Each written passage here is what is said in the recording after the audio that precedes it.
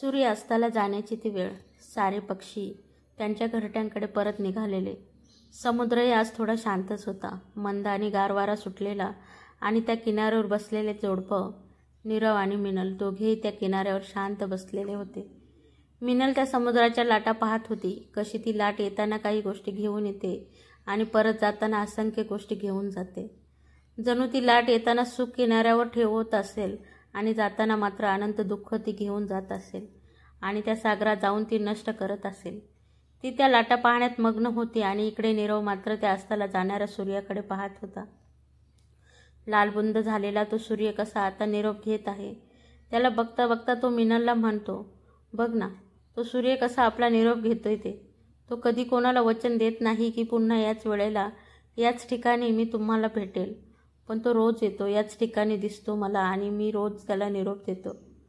त्याचं म्हणणं ऐकताच ती त्याला म्हणते, अहो पण सूर्यालाही ग्रहण लागतंच की. तर कधी नभं दाटून येतात तेव्हा कुठे दिसणार तुम्हाला तुमचा सूर्य. नीरव थोडा शांत होतो आणि काही वेळाने म्हणतो, तो जरी मला काही वेळेला दिसला नसला तरी तो तिथेच असतो. फक्त त्याला काही गोष्टी झाकतात, जसं की पावसाळ्यात ते दाटून आलेलं नभं, पण त्या नभांच्या मागेही तो असतोच ना. मिनल नीरवकडे पाहत बसते. नीरव अजूनही त्या सूर्याकडेच पाहत असतो. मिनल त्याचा हात त्याच्या हातात घेते. तसा नीरव शुद्धीवर येतो, पण तो तिचा स्पर्श टाळतो आणि तिथून उठतो. खूप उशीर झालाय असं म्हणून तो मिनलला संदेश देतो की आता आपण घरी जायला हवं. मिनलही तेथून उठते आणि दोघे जण त्याच्या गाडीतून घरी जातात. नीरव आणि मिनल हे नवदाम्पत्य. लग्नाला नुकतेच 9 ते 10 दिवस झालेले असतात. नीरव कामानिमित्त शहरातच राहत असतो. नीरवसोबत लग्न करून मिनलही त्याच्यासोबत शहरात येते. या नवीन जोडप्याचा नवीन संसार चाललेला असतो. मिनल ही खूप समजूतदार आणि स्वप्नाळू मुलगी. आपला जोडीदार कसा असावा याविषयी ती नेहमीच स्वप्न रंगवत असे. ती नीरवलाही तिने पाहिलेल्या स्वप्नातल्या जोडीदारासोबत जुळवू पाहत असे. मिनलला तिचा जोडीदार निर्व्यसनी, समजूतदार आणि सतत बडबड करणारा हवा असतो. तसा नीरव होताही, कमी फक्त एकच होती ती म्हणजे तो जास्त बोलत नसे. तो सतत कोणत्या ना कोणत्या विचारात मग्न असायचा. त्याचा हा स्वभाव काही तिला आवडत नसे. पण म्हणतात ना, एकदा का रेशीम गाठी जुळल्या की त्या जोडीदाराच्या सगळ्या सवयी मान्य करून त्या समजून घेऊन संसार पुढे चालू ठेवायचा. समुद्र किनाऱ्यावरून दोघेही घरी पोहोचतात. नीरव घरात कुल्लूप उघडून नुकताच आत येतो. इतक्यात त्याचा फोन वाजतो. तो फोन उचलतो. हा दादा, बोल ना. नीरवच्या मोठ्या भावाचा म्हणजे सुमेधचा फोन असतो. अरे, मी यासाठी फोन केलेला की तुमचं परवाच रिझर्वेशन केलं आहे ट्रेनचं. तुम्ही दोघे पण छान थोडे दिवस कुलू मनालीला जाऊन या. सुमेधचं बोलणं ऐकून तो थोडा नाराज होतो आणि म्हणतो, अरे दादा, तू मला आधी कल्पना तरी द्यायचीस ना. असं अचानक कसं ठरवलंस? नीरव, आता मला काही एक ऐकायचं नाही. तुम्ही दोघे पण जात आहात परवा. बाकी मला काही माहीत नाही. असं म्हणून सुमेध फोन ठेवतो. मिनल नीरवला विचारते, काय झालं? तो म्हणतो, काय आता, चला कुलू मनालीला. दादाने परवाचं ट्रेनचं रिझर्वेशन केलं आहे. घ्या आता बॅग भरायला. असं म्हणून नीरव रूममध्ये निघून जातो. मिनल मात्र खुश असते. ती घरातली कामं करायला चालू करते. कुलू मनालीला जायचा दिवस येतो. पहाटे 5 वाजायची ट्रेन असते. दोघेही प्लॅटफॉर्मवर पोहोचतात. खूप थंडी असते. मिनलने स्वेटर घातलेला असतो तरीही ती कुडकुडत असते. तो त्याच्या बॅगमधून शाल काढतो आणि तिच्या अंगावर टाकतो. मिनलला प्रश्न पडतो की हा माणूस आपली काळजी पण घेतो आणि आपल्याला टाळतो पण. या माणसाला कसं समजून घेऊ मी? इतक्यात ट्रेन येतात दिसते. दोघे जण बॅग उचलतात आणि ट्रेनमध्ये जाऊन बसतात. बऱ्याच मोठ्या प्रवासानंतर दोघेही मनालीला पोहोचतात. सुमेधने दोघांसाठी एक हॉटेल बुक करून ठेवलेले असते. तिथे गेल्यावर दोघेही त्या हॉटेलवर जातात. तिथे त्यांचे छान स्वागत केले जाते आणि त्यांची रूम त्यांना दाखवली जाते. प्रवासामुळे दोघेही थकलेले असतात. हॉटेलच्या मागच्या बाजूला खूप छान गार्डन असते. मिनल ते खिडकीतून पाहत असते. पाहता पाहता नीरवला म्हणते, चला ना आपण खाली जाऊया त्या गार्डनमध्ये. पण नीरव खूप कंटाळलेला असतो. उद्या जाऊयात असं म्हणून तो झोपी जातो. दुसऱ्या दिवशी दोघे पण बाहेर फिरायला जातात. फिरायला गेल्यावर मिनल त्याच्याशी बोलण्याचा खूप प्रयत्न करते, पण तो मात्र जास्त काही बोलत नाही. हो बरोबर नाही एवढंच काय ते त्याचं बोलणं. मिनलही मग जास्त त्याच्याशी बोलत नाही. दोघेही सायंकाळी हॉटेलवर परत येतात. नीरव आपल्याशी असं का वागतो हे मिनलच्या लक्षात येत नव्हतं, पण तो आपल्याशी तुटक वागतो हे तिच्या लक्षात येत होतं. तुझे हे वागणे समजेणारे मला. आहे का प्रेम माझ्यावर तूच सांग मला. आज रात्री हॉटेलच्या मागच्या गार्डनमध्ये शेकोटी पेटवणार असतात. त्या हॉटेलमध्ये सगळेच लग्न झालेली जोडपी फिरायला आलेली असतात. नीरव आणि मिनल रात्रीचं जेवण करून त्या गार्डनमध्ये जातात. मस्त कडाक्याच्या थंडीत त्या शेकोटीची ऊब आणि सोबत गिटारची धून, जणू काही प्रेम वारच त्या गिटारच्या धूनमधून गाणं गात आहे. आणि ती गाण्याची मैफिल सजवायला शेकोटीची साथ मिळाली आहे. सगळेजण त्या शेकोटीच्या बाजूने गोल करून बसलेले असतात. सगळ्यांच्या गप्पा चालू असतात. नीरव आणि मिनल मात्र शांतच असतात. अचानक त्यांच्यातला एकजण उठतो आणि म्हणतो की चला आपण सगळे एक खेळ खेळूयात. इथे जमलेल्या प्रत्येकाने त्याच्या जोडीदारावर किती प्रेम आहे ते आम्हाला सांगायचे. ते प्रेम तुम्ही गाण्यातून व्यक्त करू शकता, बोलून व्यक्त करू शकता, तुम्हाला जसं हवं तसं करू शकता. खेळायचा का मग हा खेळ आपण. जमलेले सगळे खुश होतात. मिनलही आनंदी होते. सगळेजण त्याच्या जोडीदारावर किती प्रेम आहे ते सांगत असतात. प्रत्येकजण त्याला जमेल तसं बोलत असतो. आता बोलायची वेळ येते, ती म्हणजे नीरव आणि मिनलची. नीरव काही बोलत नाही. मग मिनलच पुढाकार घेते. नीरवकडे पाहून म्हणते, माझ्या आयुष्याची रेशीमगाठ जुळायला मला तुझी साथ मिळाली.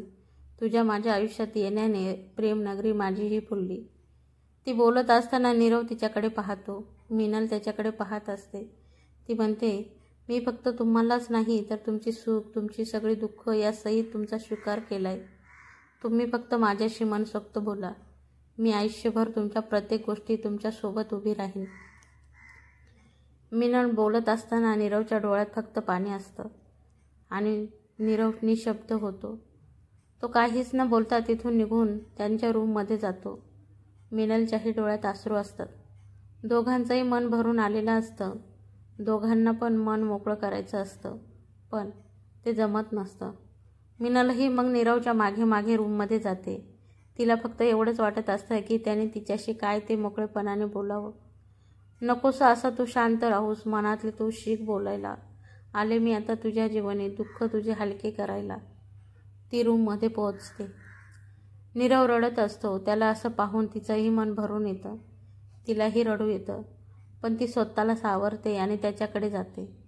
ती त्याच्या शेजारी जाऊन बसते आणि म्हणते, नेमकं काय आहे तुमच्या मनात ते तरी सांगा ना मला. असे शांत राहू नका, बोला माझ्याशी. काही प्रॉब्लेम असेल तर आपण दोघे मिळून तो सोडवू, पण तुम्ही शांत बसू नका. मी आहे तुमच्यासोबत कायम. तिचं बोलणं ऐकून नीरव तिला घट्ट मिठी मारतो आणि खूप रडतो. त्याच्या त्या आसवांसोबत त्याचं दुःखही थोडं हलकं होईल म्हणून मिनलही त्याला रडून देते. थोड्या वेळाने नीरव शांत होतो, उठतो, डोळं पुसतो आणि बाहेर निघून जातो. त्याला आपण वेळ द्यायला हवा म्हणून मिनलही त्याच्या मागे जात नाही. नीरव जातो आणि हॉटेलच्या एका बाकावर जाऊन बसतो. त्याचे मन त्याला खूप प्रश्न विचारत असतात, त्यामुळे तो खूप अस्वस्थ असतो. थोड्या दिवसात त्याला मिनलचा स्वभाव कळलेला असतो. ती खूप समजूतदार मुलगी आहे हेही त्याला समजलेले असते. खरं तर नशिबवान असतात लोक ज्यांना असा जोडीदार मिळतो. आपण मिनलला काही सुख देत नाही आहोत. ती तिचं घर, तिची माणसं सोडून आली, ती फक्त माझ्यासाठी. आणि मी काय करतोय? ती आली तसं तिला दुःखच देतोय, पण मी तरी काय करू? नाही विसरता येत आहेत मला त्या जुन्या गोष्टी. सतत त्या गोष्टीची आठवण होते आणि मी जे प्रेम मिनलला द्यायला हवं ते देऊ शकत नाही. आज काहीही करून मला मिनलला सगळं सांगायला हवं, नाहीतर तिचा गैरसमजही होऊ शकतो. असं म्हणून तो तिथून उठतो आणि रूममध्ये जातो. मिनल तिच्या विचारात मग्न असते. नीरव तिच्यासमोर जाऊन बसतो आणि म्हणतो, मला तुझ्याशी खूप महत्त्वाचं बोलायचं आहे. मला नाही माहीत की तुला काय वाटेल, पण मला आज तुला सगळं सांगायचंच आहे. तो मोठा श्वास घेतो आणि म्हणतो, मिनल, माझ्या आयुष्यात याआधी एक मुलगी होती जिच्यावर मी जीवापाड प्रेम करायचो. तिचं नाव श्रेया. श्रेया आणि मी 3 वर्ष एकत्र होतो. श्रेया एकुलती एक मुलगी. तिचे आई वडील लहानपणीच वारलेले. ती तिच्या आजीजवळ राहत होती. एका प्रोजेक्टनिमित्त आमची भेट झाली. पहिल्याच मीटिंगमध्ये तिने दिलेले प्रेझेंटेशन खूप कौतुकास्पद होतं. कामानिमित्त आमची भेट वाढत गेली. हसणं, सर्वांना मदत करणं, समजून घेणं सगळं मला आवडत गेलं आणि मी कधी तिच्या प्रेमात पडलो मलाच कळलं नाही. तिलाही मी आवडत असेन का, हा प्रश्न सतत माझ्या मनी पडत असे. एकदा मी तिला आज विचारायचं असं मनाशी पक्क केलं आणि तिला प्रेमाची मागणी घातली. त्यावर ती हसली आणि म्हणाले की अरे वेड्या, मी तर कधीपासून या दिवसाची वाट पाहत होते. तू जर पुढाकार घेतला नसतास तर मी तुला विचारणारच होते.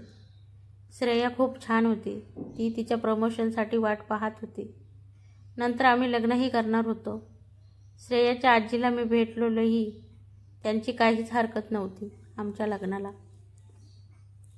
आणि तिला प्रमोशन मिळालं की मीही माझ्या आईबाबांशी तिची ओळख करून देणार होतो. पण हे सगळं ऐकून मिनल शांत होते. तिला काय बोलावं कळत नसतं. तरीही ती विचारते, पण काय? नीरव मग पुढे सांगू लागतो. श्रेयाची आजी वारते. श्रेया आतून खूप तुटते. आजीनेच तिला लहानपणापासून वाढवलेले असते. तिची आई, तिचे वडील, तिची बहीण सारं काही तिची आजी होती. आणि तीच आता या जगात आपलं म्हणावं असं कोण होतं तर तो फक्त मी. मी तिला आधार दिला. मी ठरवले की आता तिच्याशी लग्न करायचं. श्रेया आता थोडी त्या धक्क्यातून बाहेर येत होती. आजी वारल्यावर तिची मैत्रीण आणि ती दोघी जणी राहत होत्या. श्रेयाला एक काका होते. ते गावी राहायला असायचे. पण त्यांनी कधीही श्रेयाला जवळ केलं नव्हतं. थोड्या दिवसांनी मी ठरवलं की आज श्रेयाला लग्नाचा निर्णय सांगायचा. म्हणून मी तिच्या घरी गेलो. पण ती तिथे नव्हती. तिच्या मैत्रिणीने सांगितले की थोड्या वेळापूर्वी तिचे काका तिला त्यांच्या गावी घेऊन गेले आणि आता ती त्यांच्याजवळच राहणार आहे. श्रेयाची इच्छा नसतानाही तिला नेलं. मला काही समजेना की इतक्या वर्षात तिच्या काकांना नाही का आली तिची आठवण. असं अचानक कसं काय तिला घेऊन जाऊ शकतात. तेवढ्या श्रेयाची मैत्रीण माझ्या हातात तिचा फोन आणून देते. गडबडीत श्रेया तिचा मोबाईलही विसरलेली असते. तिच्यासोबत मी कसा कॉन्टॅक्ट करू काही समजत नव्हते. तो मोबाईल घेऊन मी घरी आलो. मी मोबाईल उघडला. त्यात मला तिच्या काकांचा नंबर सापडला. मी त्याच्यावर फोन केला पण त्यांनी उचलला नाही. मी खूप फोन केले पण त्यांनी एकही फोन उचलला नाही. शेवटी माझा नंबर त्यांनी ब्लॉकला टाकला. माझे कशातच लक्ष लागत नव्हतं. काय करू तेही सुचत नव्हतं. सतत श्रेयाची काळजी. 4-5 दिवसांनी मी ठरवतो की श्रेयाच्या काकांच्या गावी जायचं. मी तिथे गेलो. तिच्या आडनावावरून त्यांचं घर मी शोधले पण घरी कोणीच नव्हतं. फक्त एक मांडव घराबाहेर दिसत होता. आजूबाजूच्या लोकांजवळ चौकशी केल्यावर कळलं की श्रेयाचं आज लग्न आहे. माझ्या पायाखालची जमीनच सरकली. ज्या श्रेयावर आणि तिने माझ्यावर जीवापाड प्रेम केलं ती आता दुसऱ्याची होणार ही कल्पनाच मला सहन होत नव्हती. काळजावर दगड ठेवून मी त्या लग्नाच्या ठिकाणी गेलो. मला फक्त माझ्या श्रेयाला भेटायचं होतं एकदा. मी तिथे गेलो आणि मला श्रेया दिसली. ते नवरीच्या वेशात. काय करावं काय नाही काही सुचत नव्हतं. लगीन घाईची लगबग सगळीकडे सुरू होती. मी त्या लग्न मंडपात तसाच एका जागेवर स्तब्ध होऊन फक्त तिच्याकडे पाहत होतो. श्रेयाची नजर माझ्यावर पडते. तिचा तो सुकलेला चेहरा, सुखी चेहरा, दुःखी चेहरा आणि डोळ्यातील अश्रूचं सारं काही सांगत होते. मी पुढे जात होतो तेवढ्या श्रेया मानेनेच नकार देते. ती सांगत होती की नको येऊस तू पुढे. आता काही नाही उरलेलं, सगळं संपलं आहे. आणि हे सगळं तिचे काका लांबून पाहत असतात. ते माझ्याजवळ आले आणि मला ते बाहेर घेऊन गेले. त्यांनी मला विचारलं, तूच का नीरव? मी हो म्हणालो. ते म्हणाले, श्रेयाने तुझ्याविषयी सारं काही सांगितलं आहे. पण हे शक्य नव्हतं. तरीही मी त्यांना म्हणालो की पण माझं तिच्यावर खूप प्रेम आहे. हे ऐकताच त्यांनी माझ्यासमोर हात जोडले. आमच्या इज्जतीचा प्रश्न आहे. विसरून जा तू तिला. मी त्यांचे जोडलेले हात बाजूला करून श्रेयाला शेवटचे पाहिले लांबूनच आणि तिथून निघून आलो. आज 2 वर्ष होत आली पण अजूनही मी तिला विसरलो नाही. तिला सोडून मी कोणत्या दुसऱ्या मुलीला विचारही नाही केला. मला तुझ्याशीच काय कोणाशीच लग्न करायचं नव्हतं.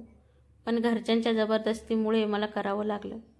तुला वाटत असेल की नवरा म्हणून जी कर्तव्ये मी पार पाडायला हवीत ती मी नाही पार पाडत आहे. पण मला वेळ हवा आहे थोडा. मिनल काय बोलणार आता हे सगळं ऐकल्यावर? आता तिला तिच्या सर्व प्रश्नांची उत्तरे मिळाली. तिला तिच्या नवऱ्याचं खूप वाईट वाटत होतं की त्यांना श्रेया नाही मिळाली. आणि दुसरीकडे तिचे स्वप्न, तिच्या स्वप्नातला राजकुमार. काहीच नव्हतं प्रत्यक्षात तसं. एका क्षणात तिचं पूर्ण स्वप्न तुटलेलं. पण अशा परिस्थितीतही ती निर्णय घेते की आता नीरवला तिची जास्त गरज आहे. आपण त्याला यातून बाहेर काढलंच पाहिजे. मिनल म्हणते, तुम्ही आता झोपा, खूप उशीर झालाय, आपण उद्या बोलू. या उत्तराचं खरं तर त्याला आश्चर्य वाटतं. त्या रात्री कोणालाही झोप लागत नाही. दोघे फक्त पडलेले असतात निशब्द. दुसऱ्या दिवशी मिनल नीरवला म्हणते, आपण दोघे जवळच एक मंदिर आहे तिथे जाऊयात. दोघेही तिथे जातात. तिथे गेल्यावर तो तिला प्रश्न विचारतो, तुला वाटत असेल ना मी तुला फसवलं? मी हे सगळं तुला लग्नाच्या आधी सांगायला हवं होतं. मिनल हसून म्हणते, तुम्ही आणि मला फसवलं? मला तर नाही वाटत असं. आणि तुमचा तो भूतकाळ आहे त्यात तुमची काहीच चूक नव्हती. तो सगळा नशिबाचा खेळ होता.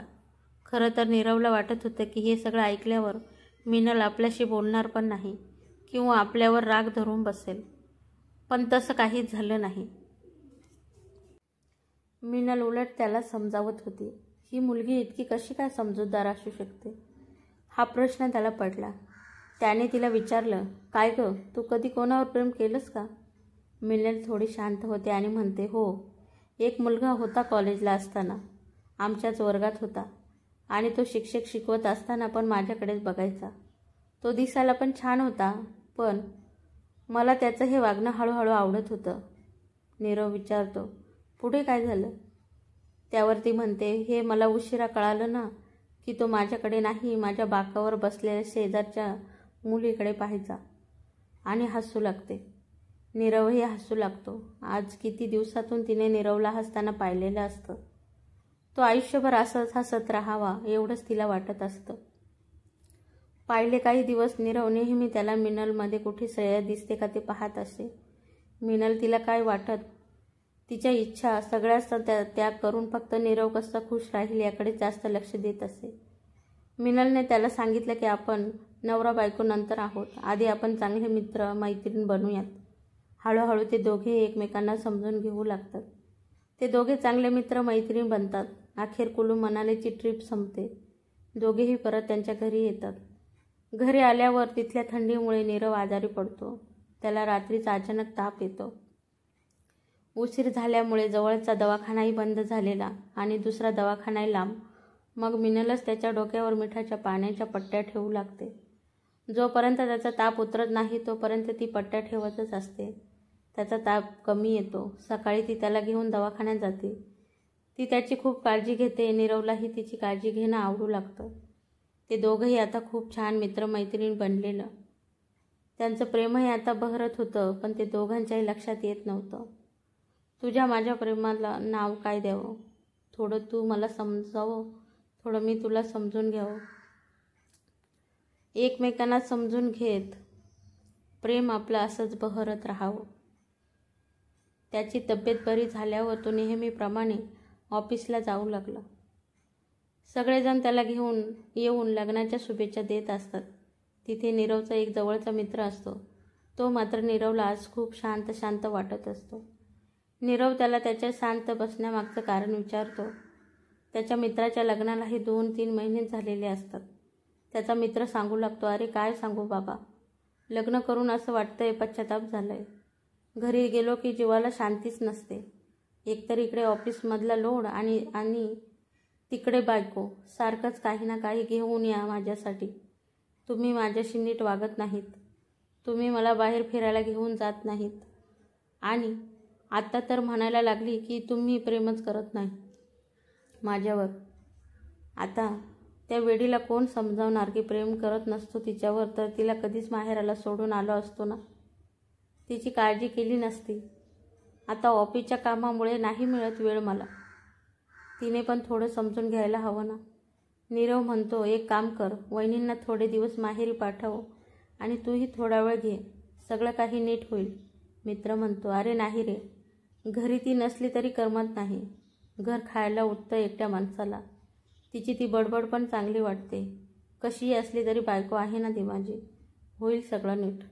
आता आज घरी जाताना तिच्यासाठी छान गिफ्ट घेऊन जातो. होईल खुश ती. माझं जाऊ दे रे. तुझं बोल, काय म्हणताय आमच्या वहिनी? नीरव म्हणतो, काही नाही बघ, छान चाललंय सगळं. वहिनी नाहीत का हट्ट करत कधी माझ्यासाठी काहीतरी घेऊन या म्हणून? मला इकडे न्या तिकडे न्या. नीरव म्हणतो, नाही रे, आजपर्यंत ती काहीच नाही म्हणली. उलट मला काय हवं नको तेच बघत असते. मित्र हसून म्हणतो, बेटा नई नई शादी है, पहिल्यांदा सगळं काही नवीनच असतं, मग होतात आमच्यासारखे दिवस सुरू. नीरव यावर लगेच उत्तर देतो, नाही, माझी मिनल असं कधीच वागणार नाही.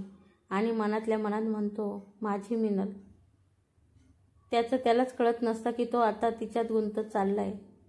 तो विचारात पडतो की अरे, तिने कधीच माझ्याकडे काही मागितलं नाही, कधीच कोणता हट्ट केला नाही, सतत माझाच विचार करत असते आणि मीही कधी तिला काय वाटतं ते समजून घेतलं नाही. आज तिला बाहेर जेवायला घेऊन जातो आणि तो मिनलला फोन लावतो. ती फोन उचलते. मिनल, हा बोला. नीरव,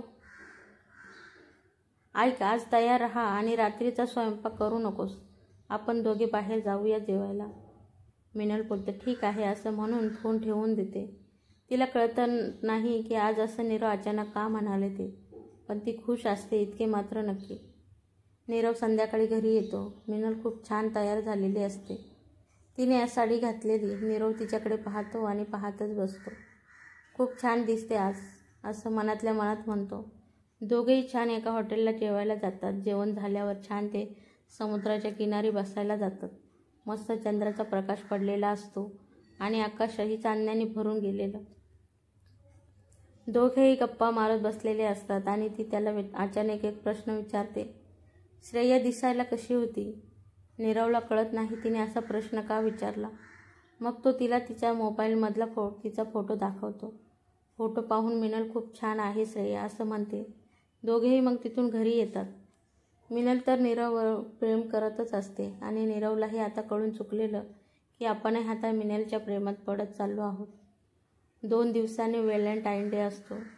नीरव ठरवतं की त्या दिवशी आपण आपलं प्रेम तिच्यापुढे व्यक्त करायचं आणि तिला कायम सुखात ठेवायचं. इकडे मिनलही त्याच्यासाठी तो खुश होईल असं काहीतरी करायचा विचार करते. व्हॅलेंटाईन डे येतो. नेहमीप्रमाणे नीरव ऑफिसला निघून जातो. तो ठरवतो की आज संध्याकाळी तिला सगळं सांगायचं. आणि इकडे मिनल ठरवते की नीरवला श्रेया तर नाही मिळाली, मग मीच आता श्रेया बनण्याचा प्रयत्न करते. म्हणून ती तो ऑफिसवरून यायच्या आतच फोटोमध्ये जशी श्रेया दिसत होती तसंच ती स्वतःला तयार करते. नीरव ऑफिसवरून येताना छान गुलाबाची फुले घेऊन घरी येतो. दाराची बेल वाजवतो आणि मिनल येऊन दार उघडते. तिला पाहताच त्याला कळत नाही की आज ही श्रेयासारखी का तयार झाली आहे. तो घरात येतो. तिला सोफ्यावर बस म्हणतो. तोही तिच्या शेजारी बसतो आणि म्हणतो, मिनल, काय हे? ती म्हणते, तुम्हाला श्रेया हवी होती ना, आता तर ते शक्य नाही, म्हणून ठरवलं की मी श्रेया बनण्याचा प्रयत्न करते.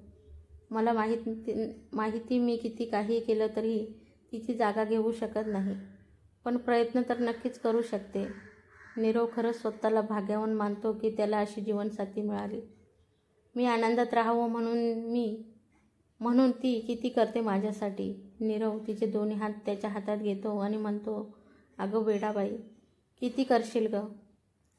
मी आनंदात राहावं म्हणून काही गरज नाही तू श्रेया बनण्याची. मला तू मिनल म्हणूनच आवडतेस. खूप आवडतेस मला तू. कायम तुला सुखात ठेवेन. इतके दिवस माझ्यामुळे तुला खूप मनस्ताप झाला, पण इथून पुढे असं होणार नाही. इतके दिवस मी आनंदात राहावं यासाठी तू खूप काही केलंस. आता इथून पुढे मी तुझी सगळी स्वप्न पूर्ण करणार. खरंच माझं खूप प्रेम आहे तुझ्यावर, असं म्हणून तो त्याचं प्रेम तिच्यापुढे व्यक्त करतो आणि त्याने आणलेल्या गुलाबांची गरज पडत नाही प्रेम व्यक्त करायलाही. दोघांच्या डोळ्यातले आनंद अश्रू सगळं काही सांगत होते एकमेकांना. आज खरा व्हॅलेंटाईन डे साजरा झाला दोघांच्या आयुष्यात आणि आता दोघांना समजून घेऊन एकमेकांची काळजी घेत खूप छान संसार करत आहेत. तर मित्रांनो, आजची कहाणी कशी वाटली कमेंट्समध्ये नक्की सांगा आणि आवडल्यास लाईक करा, शेअर करा आणि महत्त्वाचं म्हणजे चॅनलवरती नवीन असाल तर चॅनलला सबस्क्राईब नक्की करा. धन्यवाद.